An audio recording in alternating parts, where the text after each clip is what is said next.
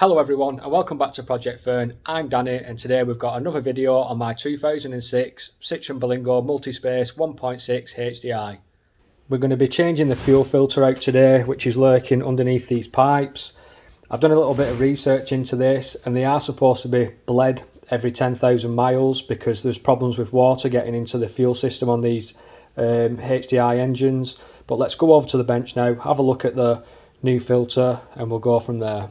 On the bench here we've got a brand new fuel filter, we've got a couple of O-rings which I've taken for the fuel pipes, and we've also got the actual housing which needs the fuel heater switching over onto it, but we can get into that when we get it off the car.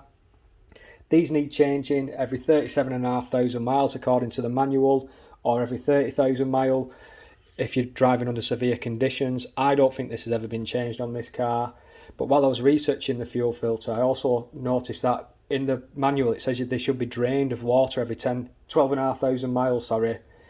In the manual it says 1.6 and 2 litre engines, caution, it is vital to observe the intervals specified for draining the water from the fuel filter.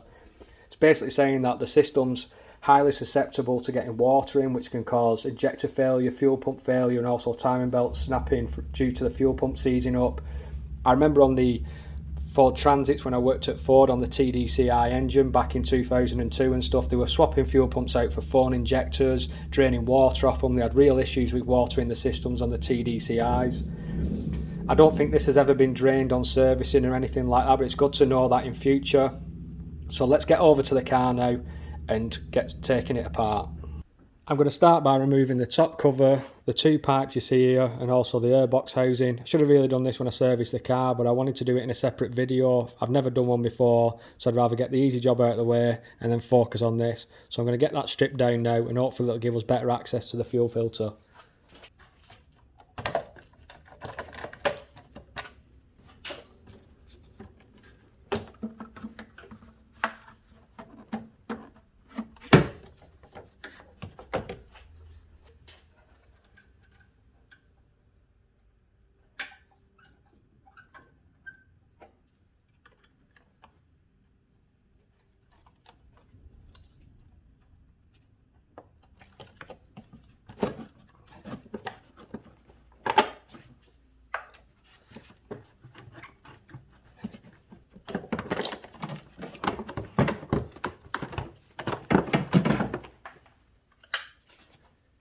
So we've exposed the fuel filter now.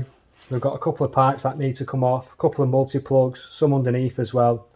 So what I'm going to do is I'm just going to put some tape around this top pipe because these two look identical. I just want to make sure that I put the right pipes back in the right place. I've put an X on top of this fuel pipe and I've also put a bit of red tape on it just in case that X comes off. It's just an excuse to use my new white chalk pen. I'm going to start undoing these pipes now. I've got two here, I've got a multi-plug on top, I've got a little bit underneath. This clip here literally releases the filter, but we'll just leave it where it is at the moment so I can get these pipes off and we'll go from there.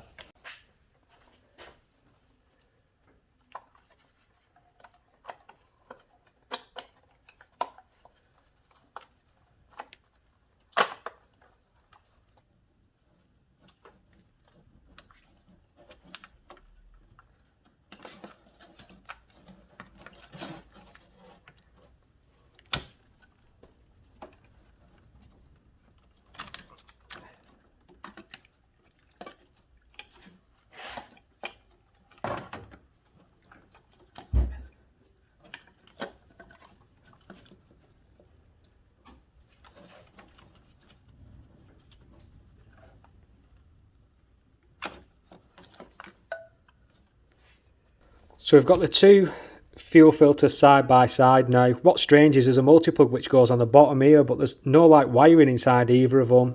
Don't know what that's all about.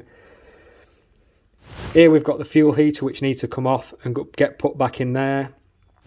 So I take it that's in and that's the return pipe. So when I connect all this back up, we're going to put that in pipe on and then we're going to leave that top pipe off until fuel starts to come out. And then I'm pretty happy that that's filled up then. There's going to be no major air locks inside the system and we can start the engine and fingers crossed it doesn't run like an absolute bag of spanners. Right, so I've got the fuel heater off which went in here You've just got two clips, one at the bottom, one at the top, and I just slowly put a screwdriver in and prised it out to release the O-rings, which you can see on there. I've got two in the packet at the back, which I'm going to switch over now, and I'm going to put that back in on the new filter, and let's get the new filter on, get it bled up, because I'm tired now, I want to go home, and I'm also very hungry. Just a quick tip, guys, before I put this in. You've got these clips on the back here, and as you can see, there's one that's chamfered and one that it kind of goes under. The best way to take this out is release this bottom clip and then pull that up and then pull it out. Same putting it in and drop it down all tight. So the new O-rings are on, everything's ready to go. So I'm going to put this back in now and get it bled up.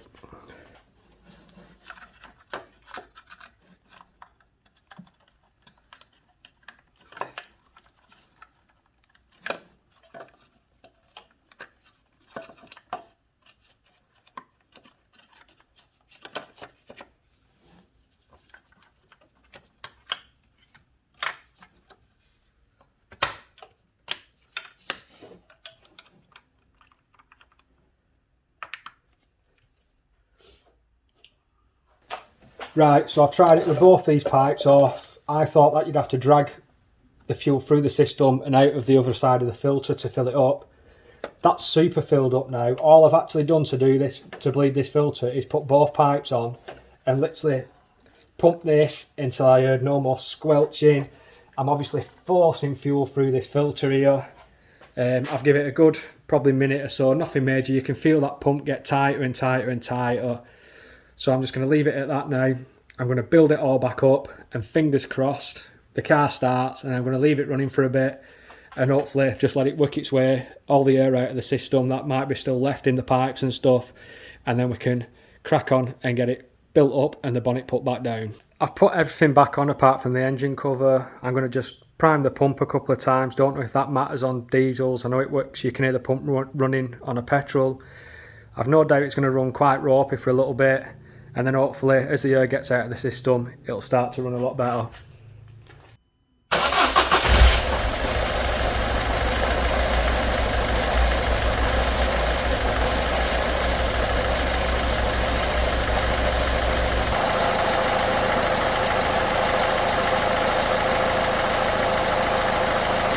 Another nice little job done on the Berlingo Multispace diesel.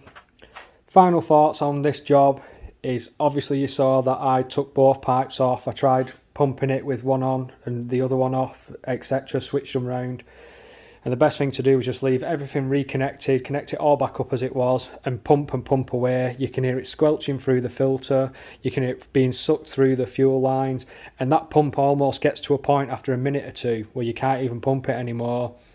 As you saw the first start of the car, it ran a little bit ropey for about a minute or two. You could feel the air working its way through the system. It went a bit lumpy again, and then it started running fine. Well, as fine as a 1.6 HDi can run with 139,000 miles on it.